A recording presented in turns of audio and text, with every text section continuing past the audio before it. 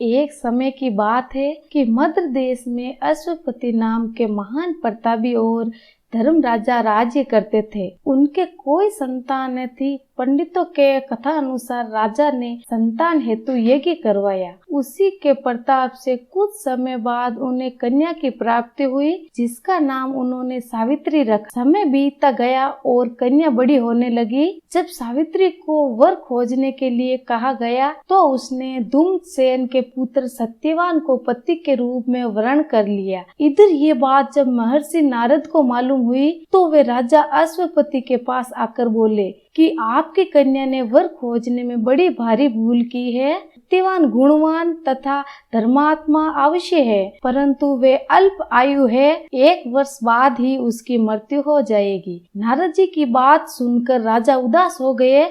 उन्होंने अपनी पुत्री को समझाया, हे पुत्री, ऐसे अल्पायु व्यक्ति से विवाह करना उचित नहीं है, इसलिए तुम कोई और वर चुन लो। इस पर सावित्री बोली, तात आर्य, कन्या अपनी पति का वरण एक ही बार करती है, अतः अब चाहे जो हो मैं सत्यवान को ही वर रूप में स्वीकार करूंगी। सावित्री के हट रहने पर आखिरी राजा अश्वपति विवाह का सारा सामान और कन्या को लेकर व्रत सचिव सहित उस वन में गए जहां राजश्री से नष्ट अपनी रानी और राजकुमार सहित एक वृक्ष के नीचे धूम्रसेन रहते थे। विधि विधान पूर्वक सावित्री और सत्यवान का विवाह कर दिया गया। वन में रहते हुए सावित्री अपने सास ससुर और पति की सेवा में लगी रही। नारद जी ने पति की मृत्यु का जो दिन बताया था, उस दिन जब सत्यवान कुल्हाड़ी लेकर लकड़ी काटने के लिए वन में जाने को तैयार हुआ, तब सावित्री भी अपने सास ससुर से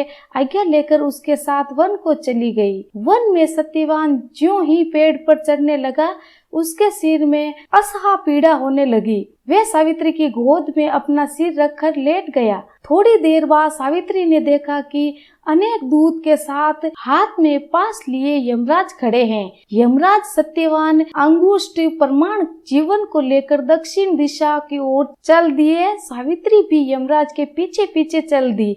सावित्री को आते देख यमराज ने कहा, हे पतिपरायण, जहाँ तक मनुष्य मनुष्य का साथ दे सकता है, वहाँ तक तुमने अपने पति का साथ दे दिया। अब तुम वापस लौट जाओ। ये सुनकर सावित्री बोली, जहाँ तक मेरे पति जाएंगे वहाँ तक मुझे जाना चाहिए, यही सनातन सत्य है। यमराज ने सावित्री की धर्मपरायण वाणी सुनकर वर मांगने को कहा। सावित्री ने कहा, मेरे सास ससुर अंधे हैं, उन्हें नेत्र ज्योति प्रदान कर दे। यमराज ने तदास्तु कहकर उसे लौट जाने को कहा, किंतु सावित्री उसी प्रकार यम के पीछे पीछे चलती रही। यमराज ने उससे पुण्य वर मांगने को कहा। सावित्री ने वर मांगा, मेरे ससुर का खोया हुआ राज्य उन्हें वापस मिल जाए। यमराज ने फिर से तदास्तु कहकर उसे लौट जाने को कहा, परंतु सावित्री अडिग रही। सावित्री की पति भक्ति और निष्ठा देखकर यमराज अत्यंत द्रवीभूत हो गए। उन्होंने सावित्री को एक और वर मांगने के लिए कहा। तब सावित्री ने ये वर मांगा कि मैं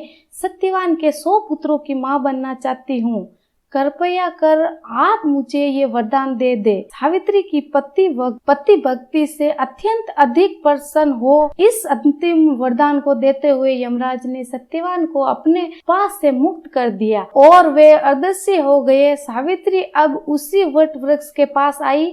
वट वृक्ष के नीचे पड़े सत्यवान के मर्त शरीर में जीवन का संचार हुआ और वे उठकर बैठ गया। सत्यवान के माता पिता की आंख ठीक हो गई और उनको खोया हुआ राज्य वापस मिल गया। इससे सावित्री के अनुपम व्रत की कीर्ति सारे देश में फैल गई। इस प्रकार ये मान्यता स्थापित हुई कि सावित्री इस पुण्य कथा को सुनने पर तथा पति भक्ति रखने पर महिलाओं के संपूर्ण मनोरथ पूर्ण होंगे और सारी विपत्तियां दूर होगी। प्रत्येक सौभाग्यवती नारी को वट सावित्री का व्रत रखकर ये कथा सुननी चाहिए।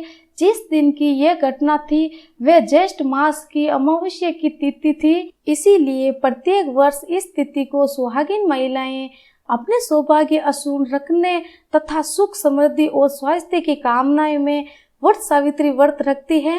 इस वर्ष ये व्रत 30 मई को है, तो आप ही इस व्रत को रखेंगे या नहीं, कमेंट बॉक्स में कमेंट करके जरूर बताइए।